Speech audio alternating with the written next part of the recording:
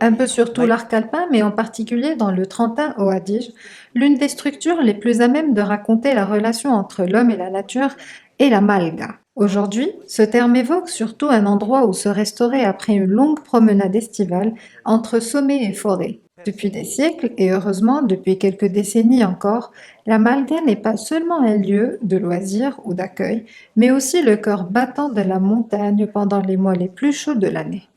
En effet, les Malguais, aux côtés des alpages, ont longtemps été le principal centre de production de la montagne. Durant les mois d'été, les bergers déplaçaient leurs troupeaux vers les alpages et y restaient plusieurs mois. Toute leur activité était donc déplacée vers cette structure, comme par exemple la production de fromage qui, durant cette longue période, pouvait bénéficier, au niveau aromatique, de la grande variété d'herbes et de plantes présentes sur les pâturages, ce qui le rendait plus parfumé et complexe que celui d'hiver, produit avec du lait de vache nourri uniquement de foin.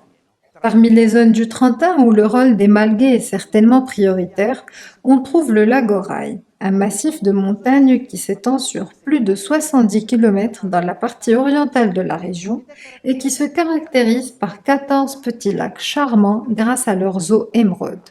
La présence de Malguais sur le Lagoraï est forte depuis le XIIe siècle, période où une intense activité de production laitière aurait commencé sur ces territoires.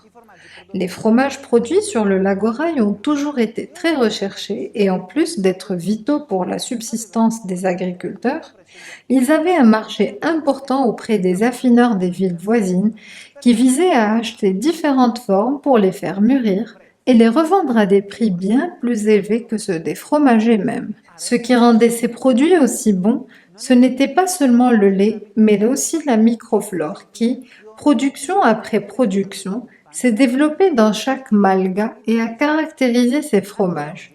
Aujourd'hui encore, le fromage de ces montagnes doit être fait sans l'ajout de ferments et uniquement à l'aide des bactéries et des levures présentes dans la structure. Le fromage du Lagoraï peut être produit avec du lait cru de vache alpine grise, de tacheté rouge ou d'alpine brune.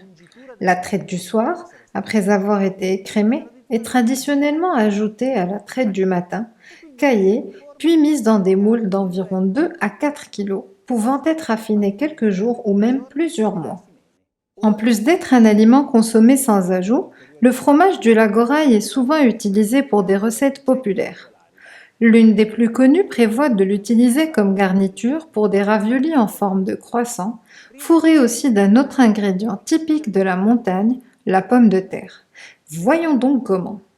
Préparez une pâte classique en mélangeant 3 quarts de farine de blé, 1 quart de farine de sarrasin et un œuf pour chaque 100 g de farine. Pétrisez énergiquement puis formez une boule et laissez-la reposer 1 heure. Entre-temps, préparez la garniture. Faites bouillir les pommes de terre, épluchez-les, écrasez-les et ajoutez du beurre fondu, du fromage de Lagoraï râpé grossièrement, du sel et du poivre. Étalez ensuite la pâte. Coupez-la en cercles. Mettez une noix de farce au centre de chacun et fermez-le en forme de croissant. Faites cuire les pâtes dans une grande quantité d'eau bouillante salée et assaisonnez-les avec du beurre fondu et d'autres fromages.